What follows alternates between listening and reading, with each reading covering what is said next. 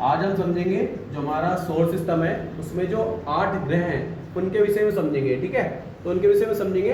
ये आपके सामने मैंने एक चित्र बनाया है, इसमें समझेंगे कैसे कहाँ क्या होता है। ठीक है, तो आपका ये सोलर सिस्टम में सबसे मेन चीज क्या है? सूरज।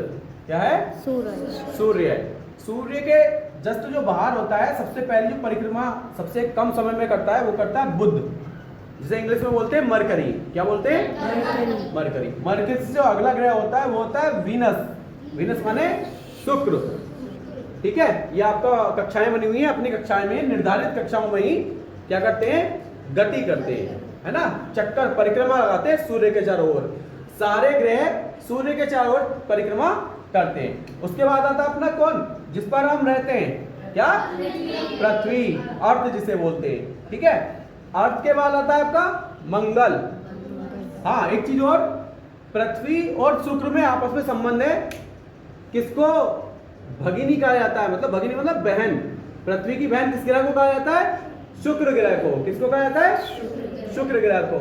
ठीक है, उसके बाद नेक्स्ट आता है आपका मंगल यानी मार्स। उसके बाद ये मैंने आपको एक पट्टी दर्शाई है, मंगल और बृहस्पति जो ग्रह है उनके बीच में एक पट्टी होती है एस्ट्रॉइड। एस्ट्रॉइड को हिंदी में कहते हैं क्षुद्र ग्रह। क्या कहते हैं? क्षुद्र ग्रह कहते हैं। क्या कहते हैं? क्षुद्र ग्रह। एस्ट्रॉइड जो पट्टी होती है वो ध्यान रखना हमें केवल 2 ग्रहों के बीच होती है, मेनली मंगल और बृहस्पति के बीच। किसके बीच? बृहस्पति के बीच होती है ये एस्ट्रॉइड पट्टियां, जिन्हें क्षुद्र पट्टी कहते हैं। अब इनके क्षुद्र पट्टियों में क्या होता है? क्षुद्र ग्रह होते हैं। क्या होते हैं? क्षुद्र ग्रह। क्षुद्र ग्रह क्या होते हैं? छोटी छोटी चट्टान सी होती हैं। क्या होती है? जो सूर्य के चारों ओर चक्कर लगाती है, वो भी, है ना, क्योंकि बहुत छोटी होती है आकार में, चट्टानें होती हैं। आगे वास्तव में क्षुद्र ग्रह, ध्यान रहोगे ना?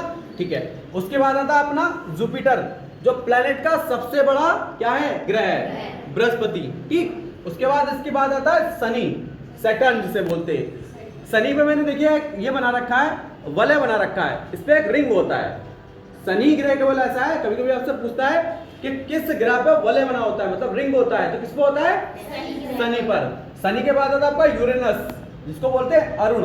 क्या बोलते हैं? उसके बाद आता है वरुण, दूर है, इसलिए वो ठंडा ग्रह है। एक चीज और, एक चीज होती है धूम्रकेतु। धूमकेतु होती है ना, तो धूमकेतु होता है अंतरिक्ष में, और क्षुद्र ग्रह होता है कहाँ?